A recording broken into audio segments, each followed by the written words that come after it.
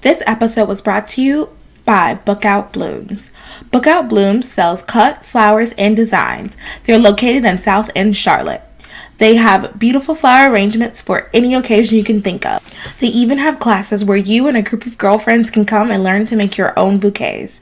So, head on over to www.bookoutblooms.com to learn more information. And if you stop by the shop, tell them that those other girls sent you.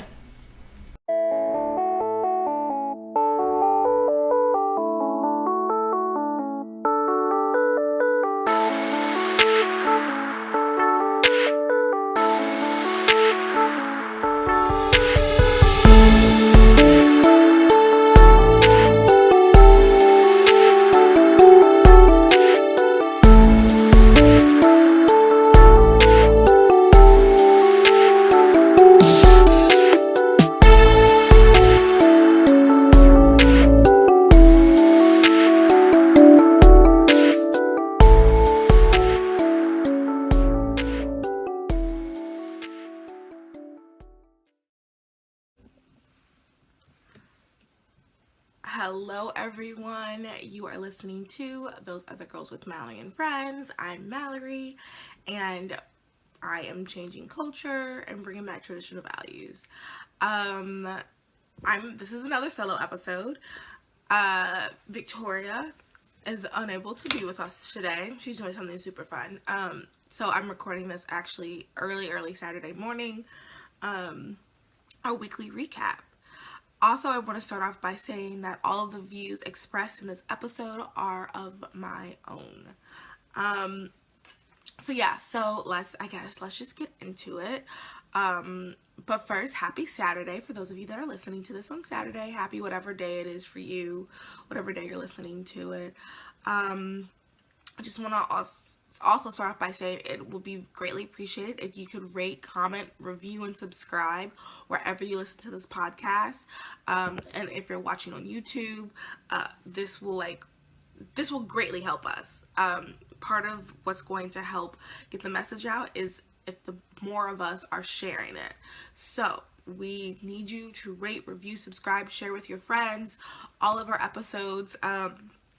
And on Saturdays, if you're new listening, on Saturdays, we do a weekly recap. So we just talk about some interesting pop culture, political, any type of stuff, question or headlines. The headlines that were interesting this week, we give our opinion on it.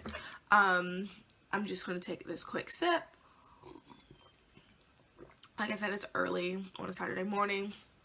If you're watching, you see I'm using the We Are Here mug from our merch store. So if you go to thoseothergirls.com/merch, you can get this mug. You can get other mugs. You can get t-shirts, so many other things. T-shirts. We have backpacks. We have things with our We Are Here branding on them, or an elephant, or pink elephant, or a blue snake, or a blue elephant, or a pink snake, or anything like that.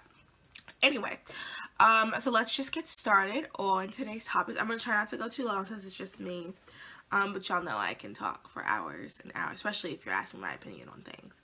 Okay, so the first topic I wanted to talk about, this happened, I want to say maybe exactly a week ago, or maybe that's when I saw it, and I know a lot of other commentators have talked about it, but I really want to talk about it. Rachel Hollis. I personally have never liked her. Two of my friends suggested that I read The Girl Wash Your Face, because they said, it'll be really good, like, I've enjoyed it, this and that, but I never liked it. So for those of you that don't know, Rachel Hollis, she posted, let me look it up really quick, I probably should have already had this pulled up, about a week ago, she posted a video of her, and I think she took it down by now, but if you just Google Rachel Hollis video, something like that, I'm sure you could watch it. Ali Stuckey, highly recommended podcast, she played the video on her podcast as well. And I'm sure it's on Twitter and everything. She posted a video of herself. It was a TikTok and she posted it to Instagram. and she says that someone had made a comment about how she wasn't relatable because she has a cleaning lady, and she's just not relatable. So then she, you know, gets her phone, she holds it and goes, "What about me makes you think I want to be relatable?" And I remember, like, there were a lot of other issues with that. I mean, the first issue was, she has a lot of issues. I'll just put it that way. She has a lot of issues. And that, to me, I think, I giggle when I say that because I'm like, you literally built your brand on being relatable to women. Being someone that you're just a regular girl that just happened to all of a sudden become rich and famous. Like, that's your whole brand. So that's why we would think that you would want people to feel relatable to you. Like, that was my whole, like, okay. And then, also, too, she said, like, it was the way she said a sweet woman who cleans the toilets. Like, I don't know, I feel like she could have said, like, my sweet cleaning lady, and then left it at that. I don't think she had to say cleans the toilets. That was just kind of strange. Also, I will say this, though, like, and then the whole, I know a lot of people didn't like the whole, I wake up at 4 a.m., not everybody's going to wake up at 4 a.m. I mean, I get where she's coming from in that standpoint. The reality is we're all starting at different spots. So someone made the comment that your cleaning lady probably works just as hard as you, and that's probably the truth. Like, not everybody is going to get to that level because of where you're starting, but I do think everybody has an opportunity to move further. Like, the cleaning lady right now might be working just as hard, and might just be, or she might not have the same things that Rachel has, but I personally think if she keeps up the hard work and she, you know, does money management, this and that, she can move on further. So, like, that part, I kind of sort of got. It's just the way she said it. And sometimes it's not even what you say in certain instances. It's, like, how you say it. It was the way she said it that was just kind of like, girl, So that was an issue. But then the other thing that I thought was like, okay, in the comments, she compared herself. Let me see if there's somewhere with a list. Here it is. So she says in the caption, she goes, Harriet Tubman, RBG, Ruth Bader Ginsburg, Marie Curie, Oprah Winfrey, Amelia Earhart, Frida Kahlo, Mala Yousafzai, I apologize. Wu Zetian, I apologize for that too. All unrelatable AF. Happy Women's History Month. Okay, so, you know, she is comparing herself to these women. Now, for those who don't know, Rachel Hollis is just a inspirational speaker. She came off as very Christian at the beginning. I know that one of my friends that recommended it said that she was a Christian. She came off as Christian at the beginning. A lot of people thought she was like this Christian inspirational person. She talks at MLM conferences, which, you know, that's a whole nother conversation. On live chats with Mal, I talk about how I feel about MLMs. But she goes to MLM conferences. She's had people call her out for plagiarism in, I think, both of the books she's written.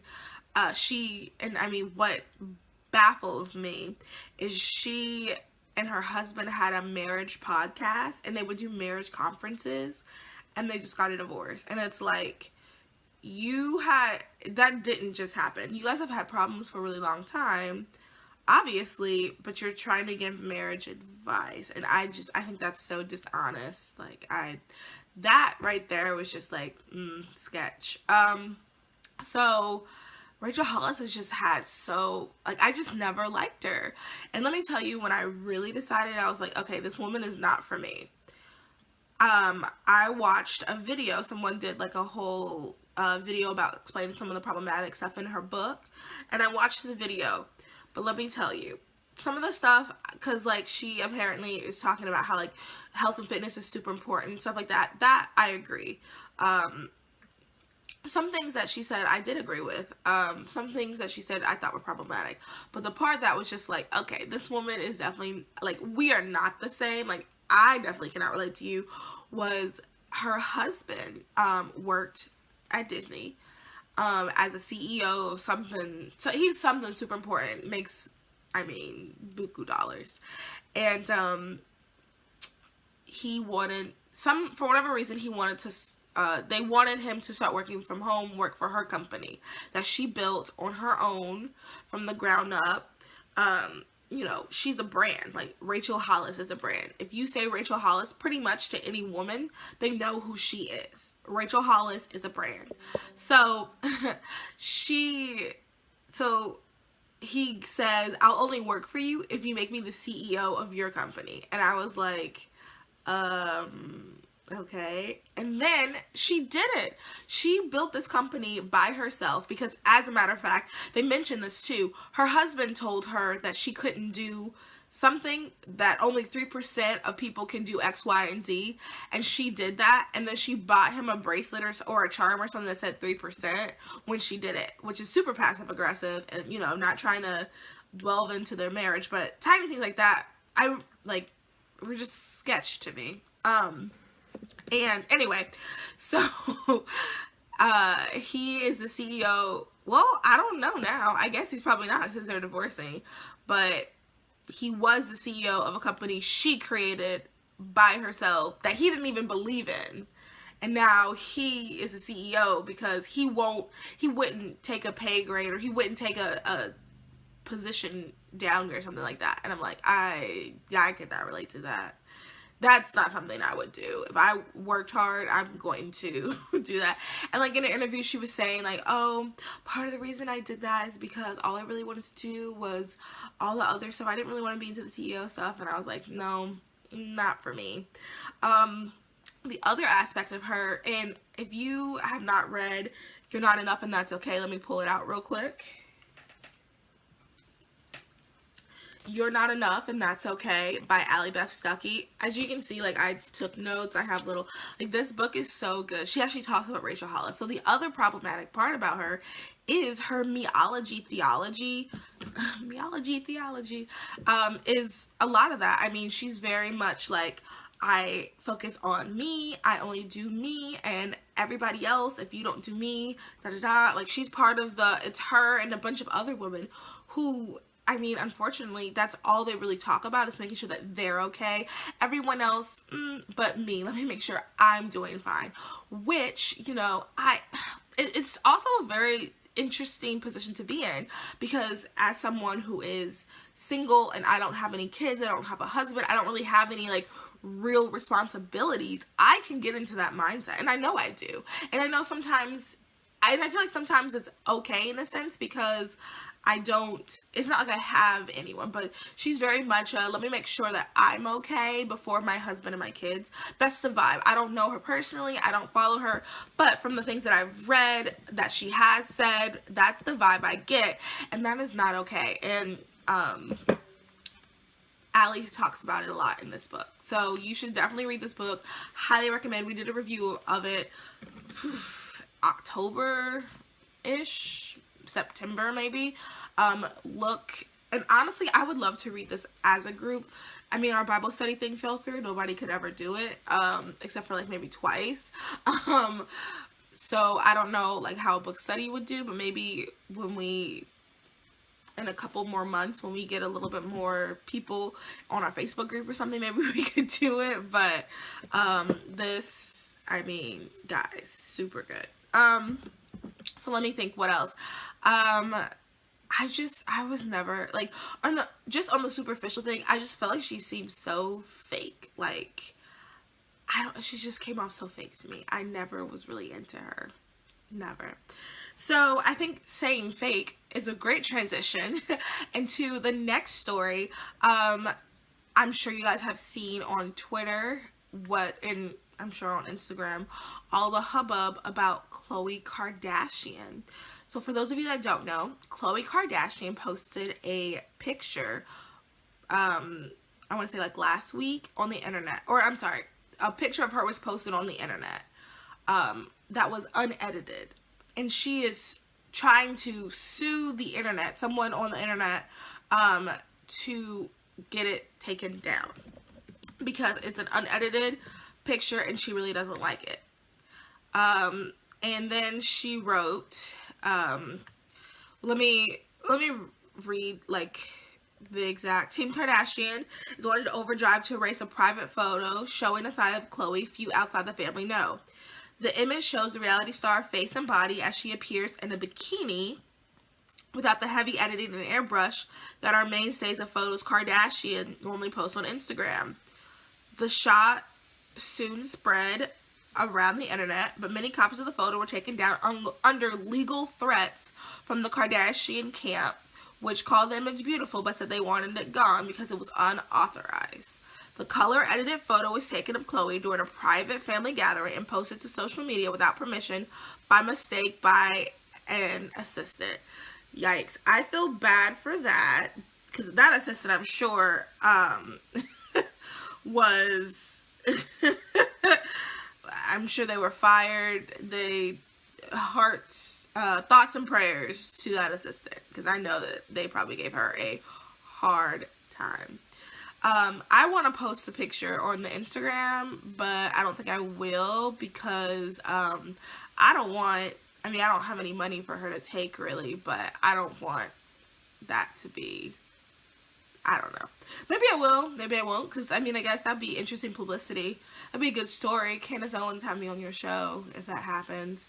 Matt Walsh, Ben Shapiro, Michael Knowles, Allie. If that happens and they try to sue me, I can definitely talk in depth about, like, that culture aspect. So have me on your show. So maybe I will. I don't know. But if you just Google Khloe Kardashian photo, it's the first article. It has the picture. And honestly, like, looking at the picture right now, it doesn't look that bad. Heck, I'd rather look like that than look like how I look.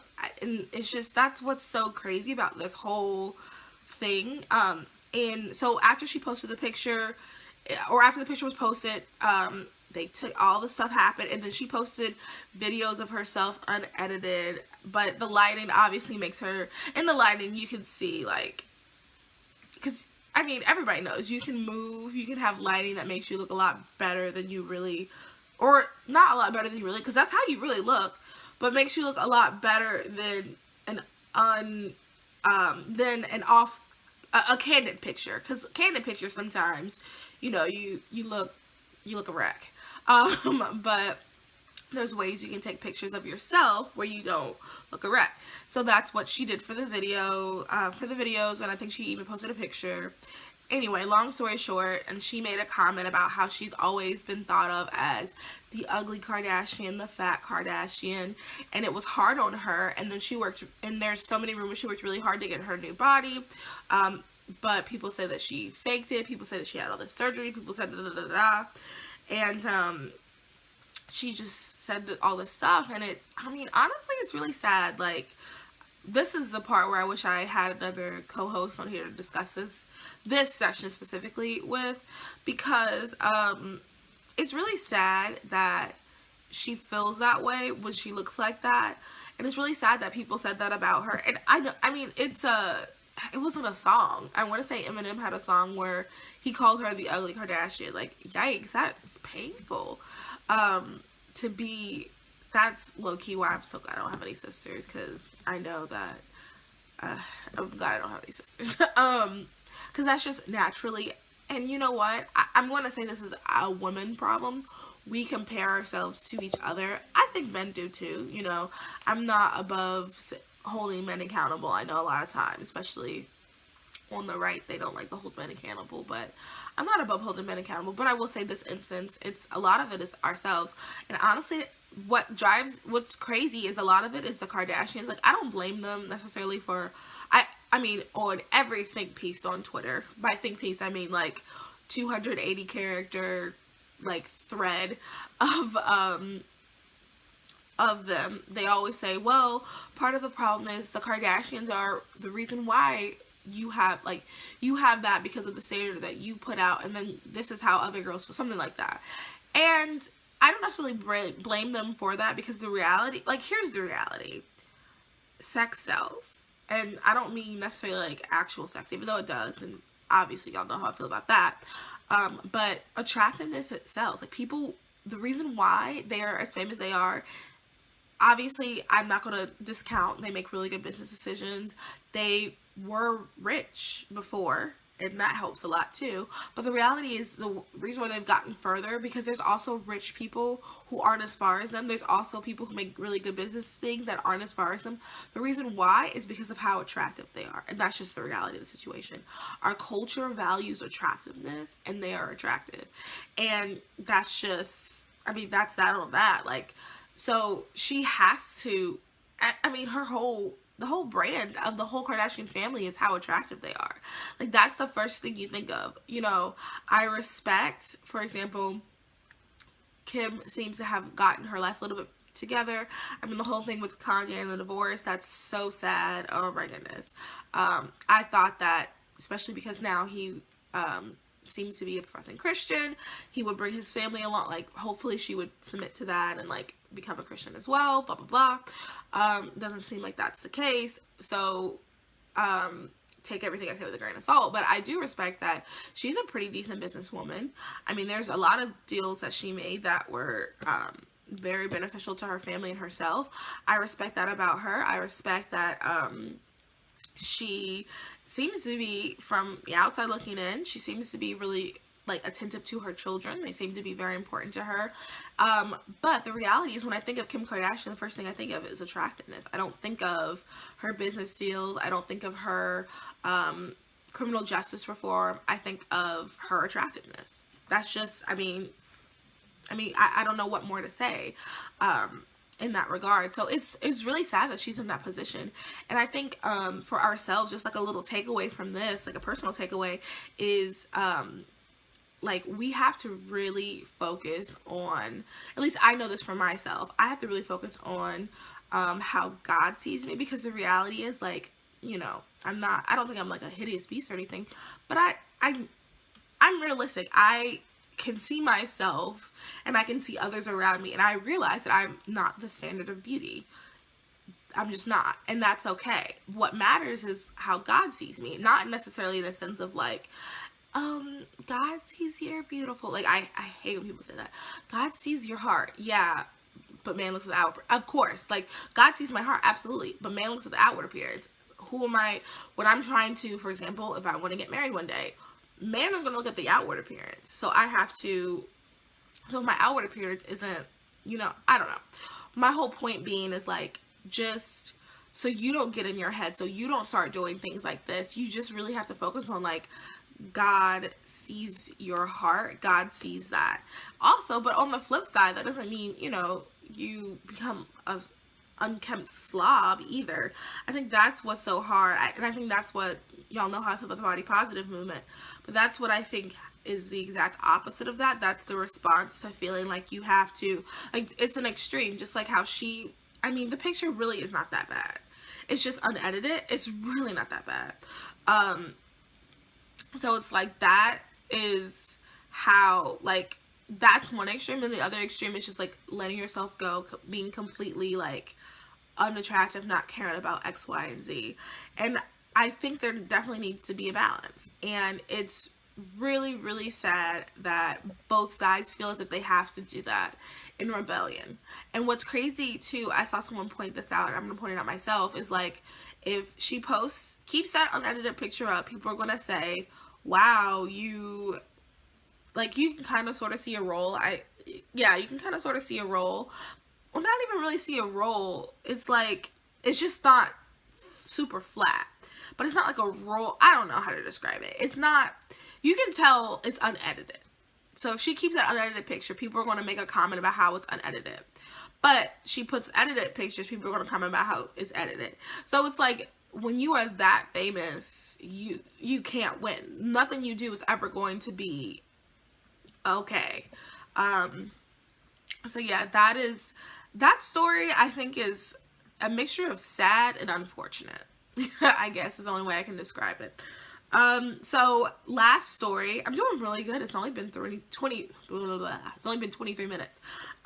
Last story I want to talk about is Adam Levine in a dress for his daughter. So we're back to, like, men in dresses, I guess. And I want to say, like, hey, that's between you and God. That's not, I personally don't find it attractive. That's not something that I would want my husband to do. Like, all those pictures of, like, the guy, and they're, like, in a dress. I'm doing tea party for my daughter, something like that. I don't find that attractive, personally. No shade to the women that do. But that's just not something that I am. That's just, I like masculinity, personally. I like overly masculine, to be honest. So that's just not something I would be interested in. So he shared a picture of himself and his wife wearing matching dresses with their daughters, Dusty Rose and Geo Grace. First of all, Dusty Rose is such a cute name. In the family picture, they coordinate with the girls in pink halter maxi dresses from Tari, Hawaii. I just don't, that's not cute to me. And then in the caption, it was, girls just want to have fun. That's just not cute. Now, matching, absolutely. If I ever have a family, we are going to be the matching family. My ex, his name was an M.A. as well. And in my head, because I'm Mallory M.A., so in my head, I'm like, okay, all of our kids will be M.A.s if we can do that. If we can figure out how to have M.A. names, all of our kids will be M.A.s, and we would 100% match. Possibly could be a reason why he was not interested in marrying me, but you never know. I thought that was cute. I think that's adorable. So obviously we would do that, but like the boys will wear pants, the girls will wear dresses, and the girls will wear more feminine clothes, and the guys will wear more masculine. Like, that's just, as someone who is a little bit more traditional, that's what I enjoy. I mean, it's yeah. I guess I don't really know what more to say about that. I just don't, that's not cute to me. And I just, those things I find very interesting because, you know, in today's society, like, I always tell all my friends that never had to do Tinder or Bumble or anything like that, I tell them, like, you should be very grateful. And to my friends that are married now, like, you need to thank God, because it is tough out here. It is very hard. And the reason why I'm saying that and correlating that is because, like I mentioned, that's not attractive to me. So, like, that, yeah, like I mentioned, that's not attractive to me, so I wouldn't want to, you know, to I don't know, that's just not, like, I wouldn't want that to become mainstream. A lot of guys be okay with that, because I wouldn't want to marry someone like that. Like, I wouldn't want a guy to even think to put an order, like, that's just not attractive to me. And hey, maybe I like toxic masculinity, or however people say that. Maybe I do, maybe I don't know, but that's just not something that I would be okay with, personally. So yeah, those are the stories for this week. This is a very short episode, especially for me, but myself. I'm very proud of myself. I'm only at 27 minutes. I'm recording this on my phone, the video, and it hasn't gone out, so look at God, yay. So I'll just go ahead and close before I run out of space. Thank you everyone for listening. Next week we'll start back with me and Vic again. Also too, like I said earlier, make sure you rate, review, subscribe. I really would, I mean, our goal is to get this out to as many girls as possible, because the idea is, like, we are all in this together. Like, our tagline is changing culture and bringing back traditional values. So that is a we are doing this together. So we want as many girls to listen to the podcast, to watch the YouTube. We're going to start doing more YouTube videos, to watch the YouTube. Also too, we are going to be trying our best to go to YWLS, but we need help to have a booth. Booths are pretty expensive and we need some help. So we have a GoFundMe, link will be in the description. Also too, if you really enjoy what we're doing, please consider a donation. $5 here, $10 there makes a huge difference. We would really, really greatly appreciate it. Try to think of anything else. I feel like that's it. Wow, I did this episode under 30 minutes. This is so great. Also too, we are looking for sponsors. That's the last thing. If you own a business, something like that, and you would like to be sponsored, let us know. We would love to sponsor you. All right, y'all. Everybody have a good rest of your Saturday, or whatever day you're watching. Bye.